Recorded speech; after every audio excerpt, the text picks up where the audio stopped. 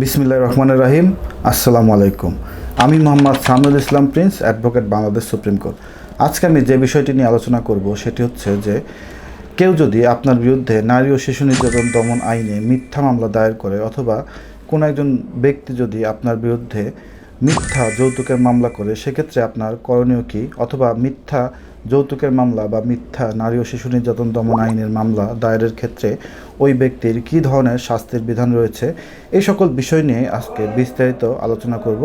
ভিডিওটি শেষ পর্যন্ত দেখবেন, ভালো লাগলে বন্ধুদের সাথে শেয়ার করবেন। চলুন আজকের ভিডিওটি শুরু করি।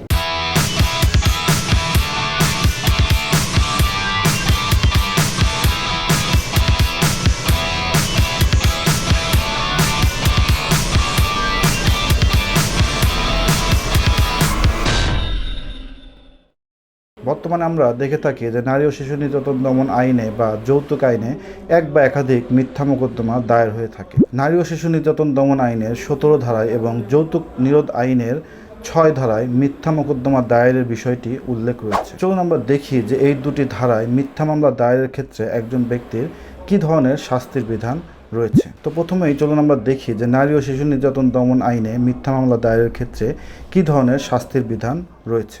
এখানে বলা হলো নারী ও শিশু নির্যাতন দমন আইন 2000, মিথ্যা মামলা, অভিযোগ দায়ের ইত্যাদির শাস্তি। ধারা 17 উপধারা 1, যদি কোনো ব্যক্তি অন্য কোনো ব্যক্তির মর্যাদা হানি বা ক্ষতি সাধনের অভিপ্রায়ে উক্ত ব্যক্তির বিরুদ্ধে এই আইনের অন্য কোনো ধারার অধীন মামলা বা অভিযোগ করার জন্য ন্যায্য বা আইনানুগ কারণ নাই জানিয়াও মামলা বা অভিযোগ দায়ের করেন।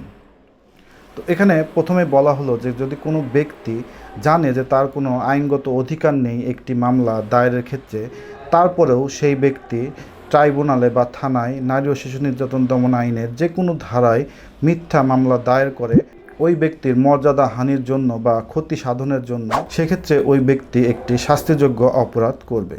চলুন আমরা দেখি যে কোনো একজন ব্যক্তির ক্ষতি সাধনের জন্য বা মর্যাদা হানির জন্য যদি ওই ব্যক্তির বিরুদ্ধে আইনানুগ কোনো কারণ না থাকা সত্ত্বেও একজন ব্যক্তি মিথ্যা নারী ও শিশু নির্যাতন দমন আইনের মামলা দায়ের করে, সেক্ষেত্রে তার কী ধরনের শাস্তির বিধান রয়েছে।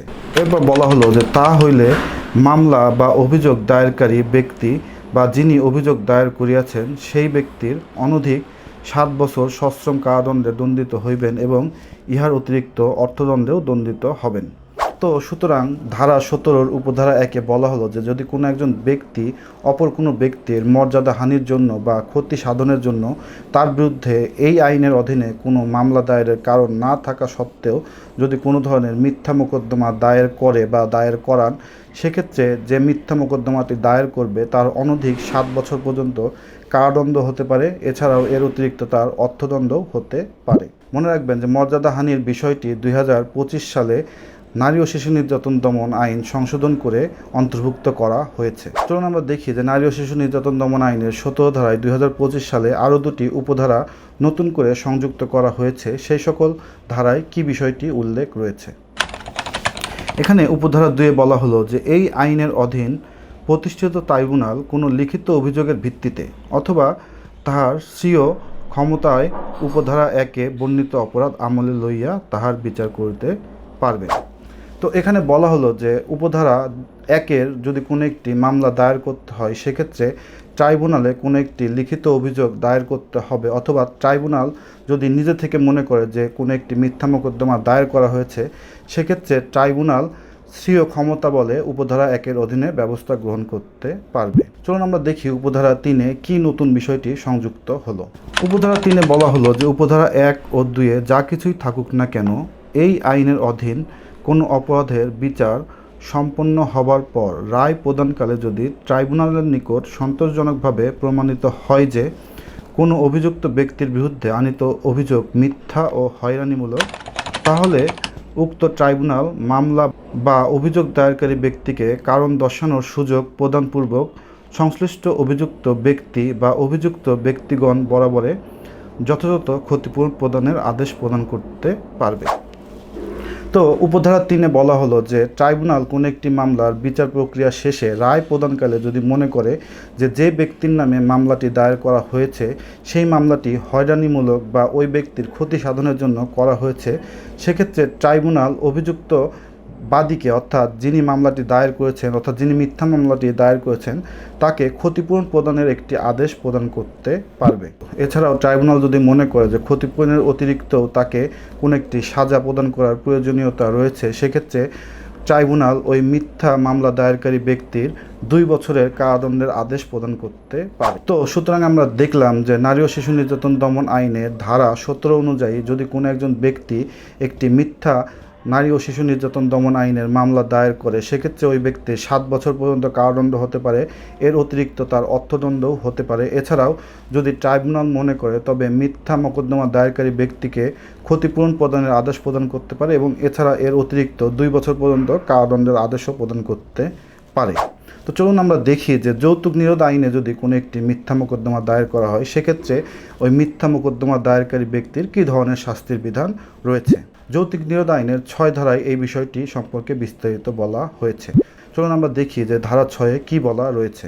যৌতুক নিরোধ আইন 2018, মিথ্যা মামলা দায়ের ইত্যাদির দণ্ড। ধারা 6, যদি কোনো ব্যক্তি অন্য কোনো ব্যক্তির ক্ষতি সাধনের অভিপ্রায়ে উক্ত ব্যক্তির বিরুদ্ধে এই আইনের অধীনে মামলা বা অভিযোগ করিবার জন্য ন্যায্য বা আইনানুগ কারণ নাই জানিয়াও মামলা বা অভিযোগ দায়ের করেন বা করান, তা হইলে তিনি অনধিক 5 বছরের কারাদণ্ড বা অনধিক 50,000 টাকা অর্থদণ্ড বা উভয় দণ্ডে দণ্ডিত হবেন। তো যৌতুক নিরোধ আইন 2018 ধারা 6-এ বলা হলো যে যদি কোনো একজন ব্যক্তি জানেন যে তার মামলা দায়েরের কোনো কারণ নেই, সেই বিষয়টি অবগত হয়েও যদি কোনো একজন ব্যক্তির বিরুদ্ধে মিথ্যা যৌতুকের মামলা দায়ের করেন, সেক্ষেত্রে ওই ব্যক্তির 5 বছর পর্যন্ত কারাদণ্ড হতে পারে এবং এর অতিরিক্ত তার 50,000 টাকা অর্থদণ্ড হতে পারে বা উভয় দণ্ডেও তিনি দণ্ডিত হতে পারে। তো সুতরাং আমরা দেখলাম যে যৌতুক নিরোধ আইনে যদি একটি মিথ্যা মোকদ্দমা দায়ের করা হয় তবে সেই ব্যক্তির 5 বছর পর্যন্ত কারাদণ্ড বা 50,000 টাকা পর্যন্ত অর্থদণ্ড বা তিনি উভয় দণ্ডেও দণ্ডিত হতে পারেন। তো সুতরাং আমরা দেখলাম যে নারী ও শিশু নির্যাতন দমন আইনে মিথ্যা মোকদ্দমা দায়ের করলে ধারা 17 অনুযায়ী শাস্তিযোগ্য অপরাধ হবে এবং যৌতুক নিরোধ আইনে যদি মিথ্যা মোকদ্দমা দায়ের করা হয় সেক্ষেত্রে 6 ধারার অধীনে সেটি শাস্তিযোগ্য অপরাধ হিসেবে বিবেচিত হবে। তো সুতরাং আপনারা নারী ও শিশু নির্যাতন দমন আইনে মামলা করার ক্ষেত্রে অবশ্যই কোনো ধরনের মিথ্যা বা প্রতারণার আশ্রয় গ্রহণ করবেন না। এছাড়াও যৌতুক নিরোধ আইনে কখনোই একটি মিথ্যা মোকদ্দমা দায়ের করে নিরীহ ব্যক্তিকে হয়রানির শিকার করবেন না। তো ভিডিওটি শেষ পর্যন্ত দেখার জন্য ধন্যবাদ। আসসালামু আলাইকুম।